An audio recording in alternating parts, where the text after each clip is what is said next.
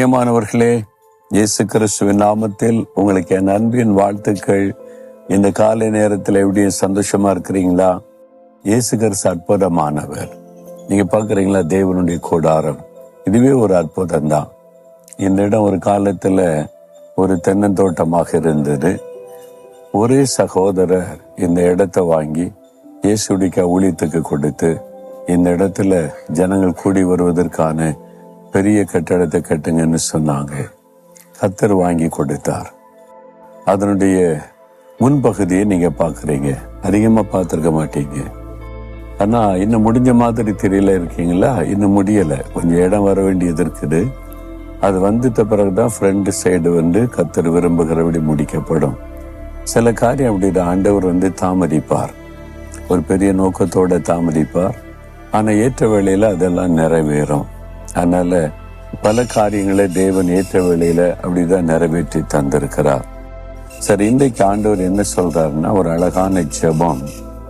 ஒரு பக்தன் ஜெபிக்கிறார். 94 சங்கீதம் 18 வசனத்துல, என் கால் சறுக்குகிறது என்று நான் சொல்லும் போது கர்த்தாவே உமது கிருபை என்னை தாங்குகிறது.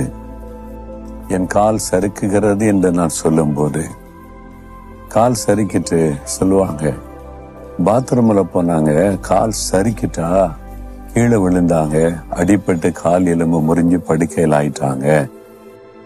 பஸ்ல ஏறும்போது திடீர்னு கால் சறுக்கிட்டு கீழே விழுந்தனால அடிபட்டு படுக்கையில் ஆயிட்டாங்க. ஒரு சறுக்குதல்.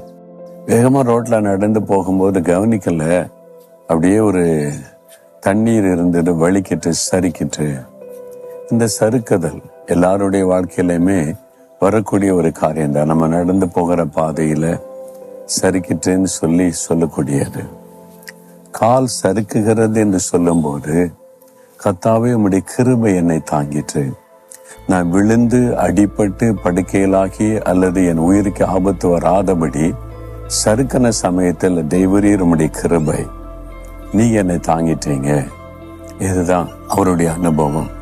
நம்ம எல்லாருடைய வாழ்க்கையிலுமே இந்த அனுபவம் இருக்கும். உங்க வாழ்க்கையை திரும்பி பாருங்க, எத்தனை சமயத்துல நீங்க உங்களுடைய ஆவிக்குரிய வாழ்க்கையில சறுக்குதல் வந்தது, உங்களுடைய வேலையில சறுக்குதல் வந்தது, உங்களுடைய குடும்ப காரியத்துல ஒரு சறுக்குதல் வந்தது, உங்களுடைய ஊழியத்துல ஒரு சறுக்குதல் வந்தது. அது மாதிரி நீங்க செய்யக்கூடிய காரியத்துல நல்லா போய்கிட்டு அந்த திடீர்னு சறுக்கிட்டு, திடீர்னு ஒரு பேக், திடீர்னு ஒரு பின்மாற்றம், திடீர்னு ஒரு நஷ்டம் சொல்ல சறுக்குதல். அப்படி வரும்போது அடுத்து என்ன ஆகுமோ பயப்படுவான். டக்குன்னு ஒருத்தர் கை தாங்கினா எப்படி இருக்கும்? ஐயோ, நான் அழிஞ்சு போயிருப்பேன், ஒருத்தர் கரம் தூக்கி என்னை தாங்கிட்டாரு. அதுதான் கர்த்தர். ஆண்டவரே, என் கால் சறுக்குகிறது, அதே ஆசீர்வாதம் இழந்துகிட்டே வர்றேன், நன்மை இழந்துகிட்டே வர்றேன், பின்மாற்றத்தில் போய்கிட்டே இருக்கிறேன், என்ன பண்ணேன்னு தெரியல.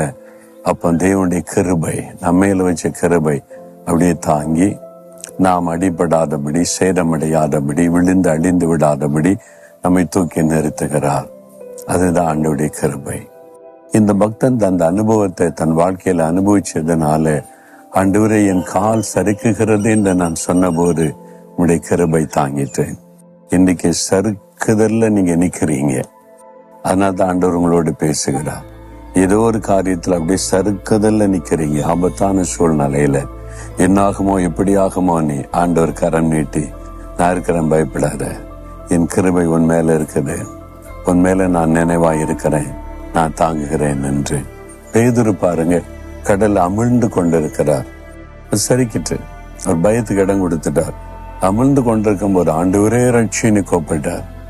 மூழ்கி போறதுக்கு முன்னால ஐயசு தடனை கரம் நீட்டி தூக்கிட்டார். அதே மாதிரி நீங்க சறுக்க ஆரம்பிச்ச உடனே இயேசுவே என்னை ரட்சியும், இயேசுவே என்னை காப்பாற்றும் அப்படின்னு நீங்க கையை நீட்டி கூப்பிடும் போது அவருடைய கரம் உங்களுடைய கரத்தை பிடிக்கும். இந்த இயேசுவின் கரம் உங்களுக்கு நீட்டப்பட்டிருக்க, மகளே, மகனே, நான் இருக்கிறேன், நான் உன்னை தூக்கி பாதுகாத்து நடத்துவேன்னு சொல்லுகிறார். அவருடைய கையில ஒப்பு கொடுக்குறீங்களா? ஆண்டவரே, ஒரு சறுக்குதல்ல நின்று கொண்டு இருக்கிறப்பா, என்ன ஆகுமோ எப்படி ஆகுமோ, இதுல எப்படி மீண்டு வருவேனோ அப்படின்னு கலங்கி கொண்டிருந்தேன். ஆண்டவர், உங்க கரத்தில் என் கரத்தை ஒப்பு கொடுக்கிறேன், உம்முடைய கிருபை என்னை தாங்குகிறதற்காய் ஸ்தோத்திரம். இயேசுவின் நாமத்தில் ஆமேன், ஆமேன்.